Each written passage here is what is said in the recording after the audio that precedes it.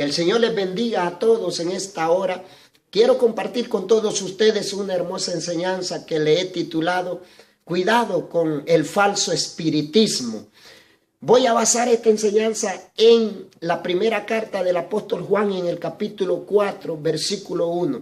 Les invito a leer la palabra. Y dice de la siguiente manera: amados, no creáis a todo espíritu, sino probad los espíritus si son de Dios, porque muchos falsos profetas han salido por el mundo. No cabe duda que si al Señor le interesó dejar esta advertencia para su pueblo, es porque en determinado momento el pueblo de Dios se iba a enfrentar con esta plaga, con este flagelo, con esta epidemia. Y aunque ya en los días aquellos de los apóstoles empezaban, hermanos, a despuntar este tipo de ministros con este espiritismo falso, pero la verdad es que el Señor sabía que la oleada, la epidemia se iba a vivir en los postreros tiempos, porque el mismo Jesús en el Evangelio de San Mateo capítulo 24 versículo 24 también lo deja ahí como una de las señales, es la falsa doctrina, los falsos maestros. Entonces, estos falsos maestros, según la palabra de Dios, no iban a andar en seco. También un espíritu los iba a mover. Entonces, aquí la palabra que hemos leído dice: amados, no creáis a todos los espíritus. No te vayas por la emoción, no te vayas por la pantalla, no te vayas por lo que te dicen. Sé cauteloso, sé sobrio, estudia la palabra. Por eso dijo el Señor Jesús ahí en el Evangelio de San Juan capítulo 5 versículo 39: escudriñad las escrituras, porque a vosotros os parece que en ellas tenéis la vida eterna, y ellas son las que dan testimonio de mí. El cristiano debe de ser un cristiano sereno, sobrio. No tiene que ser un cristiano emocionista, no tiene que ser un cristiano que camine con ruedas, no tiene que ser un cristiano movido por cualquier viento, porque los cristianos que son así son presa fácil de este falso espiritismo que se ha levantado con gran ímpetu en estos últimos tiempos. Dice el apóstol Juan: no creáis, examina. Y usted dirá: qué tarea tan difícil la palabra de Dios nos deja. ¿Cómo vamos a examinar si el espíritu es real, si el espíritu es de Dios o si es falso espíritu? Yo te digo que es más fácil de lo que tú piensas. Hay tres maneras de poder conocer al Espíritu Santo. Es decir, si tú quieres tener las herramientas para poder detectar al falso espiritismo, tienes que conocer a plenitud, con lujo de detalles, lo que es el Espíritu Santo, cómo se mueve, cómo actúa, la labor del Espíritu. Y hay tres maneras. Yo rápidamente te voy a tratar de abreviar esta enseñanza, porque esta enseñanza es de hora y media por lo menos, pero yo tomo 15 minutos para poder darte un enfoque, pero voy a tratar de cooperar contigo rápidamente. Te voy a decir que para conocer al Espíritu Santo tenemos que empezar conociendo sus funciones, las funciones del Espíritu Santo. Por ejemplo, en San Juan 14, 16, la Biblia nombra al Espíritu Santo como consolador. Entonces, una de las tareas del Espíritu Santo es consolar al cristiano mediante esté en esta tierra. Vemos que el cristiano pasa tristezas por diferentes razones, ya sea que se le murió un familiar, pasó un divorcio, perdió su casa, cuánta cosa que hace que el cristiano pase tristeza. El Espíritu Santo es consolador. También en San Juan 14, 18 dice: y Él estará con vosotros hasta el fin. O sea, Él es un compañero. Él no lo va a dejar huérfano, dice ahí en San Juan 14:18. Entonces el Espíritu Santo es compañero de los hijos de Dios. La iglesia no está como una Coca-Cola en el desierto o como una barquilla en alta mar sin brújula, sin capitán. No, la iglesia en esta tierra, en este globo terráqueo, está capitaneada, está cercada, está acompañada por el Espíritu Santo. Esa es otra tarea, acompañar a la iglesia hasta que Cristo venga. También en San Juan 14:26 dice que el Espíritu Santo es maestro.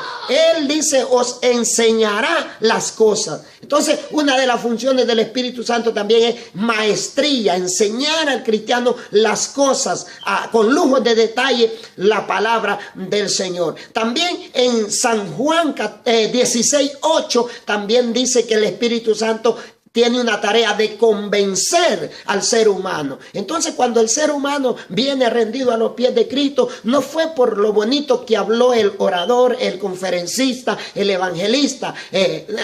No quiero, ¿verdad?, tirar por la borda la gracia y el talento de los hombres de Dios, pero lo que les quiero decir que quien convenció al pecador para rendirse a Cristo fue el Espíritu Santo de Dios. Él convence. San Juan 16:8. También en San Juan 16:13 dice que Él os guiará. Entonces, otra de las funciones del Espíritu Santo es guiar a la iglesia. Que la iglesia no tome un camino que aparentemente sea camino bueno, pero es camino de muerte. Entonces el Espíritu Santo guiará a la iglesia. Será un capitán perfecto para que nosotros vayamos por este desierto, crucemos el Jordán y lleguemos hasta Canaán espiritual mediante la guianza del Espíritu Santo. También en Hechos capítulo 1, versículo 5, muestra al Espíritu Santo como bautizador, bautista. Y que el Espíritu Santo bautizaría o va a bautizar, está bautizando al cristiano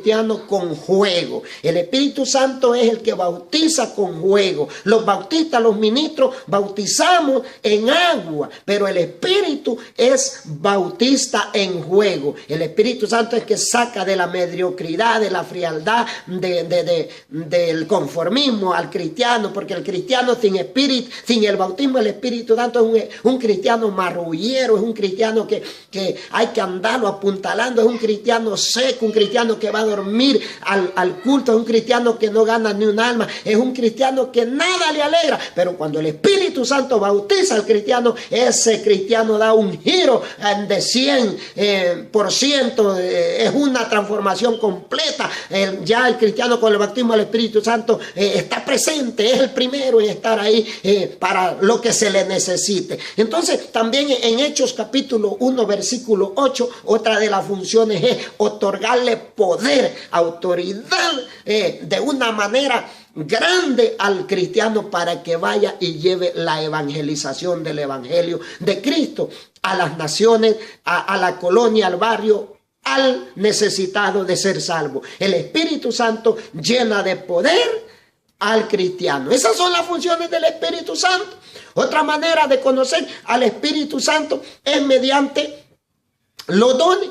Los dones del Espíritu los encontramos en 1 Corintios capítulo 12, versículo 4 en adelante. Y también los encontramos en Romanos. En Romanos también los encontramos los dones del Espíritu. Pero vamos a ver, hermanos, Romanos capítulo 12 también habla de los dones del Espíritu. Vamos a ver, hermanos, el punto aquí, hermanos, es, ya vimos la mayoría de funciones del Espíritu, las que les acabo de decir, y en ninguna de ellas, hermanos, vemos las payasadas que hoy se están viendo. En ninguna de las funciones del Espíritu dice que el Espíritu Santo iba a hacer que los ministros agarraran una manguera con agua y empezaran a bañar a la gente. En ninguna obra del Espíritu Santo dice ahí que los ministros iban a tumbar, iban a procurar a forcejear a manera de tumbar los hijos de Dios en escenas, en eventos, en cultos. Vemos que ni un disparate de esos, hermanos, está en la obra del Espíritu Santo. Vamos a ver en los dones. A ver si encontramos en los dones del Espíritu este tipo de cosas raras que se ven hoy en día, hermano. Dice capítulo 12, versículo 4 en adelante. Ahora bien, hay diversidad de dones, pero el Espíritu es el mismo.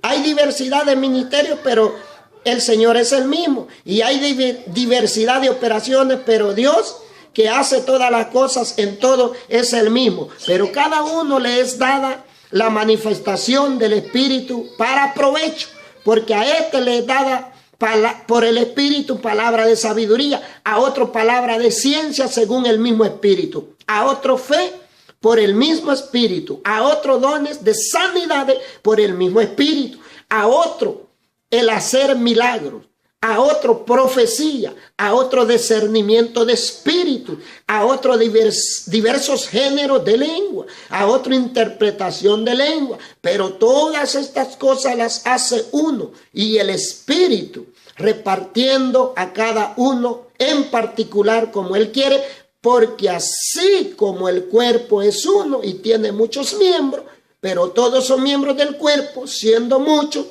son un solo cuerpo, así también en Cristo. Vemos que, hermanos, en los dones del Espíritu, ahí están trazados. Dice que el Espíritu Santo dará don de maestría, don de pastorado, don de ciencia, don de milagro, don de profecía, don de hablar idiomas, don de discernimiento de espíritu. Ahí están todos los dones.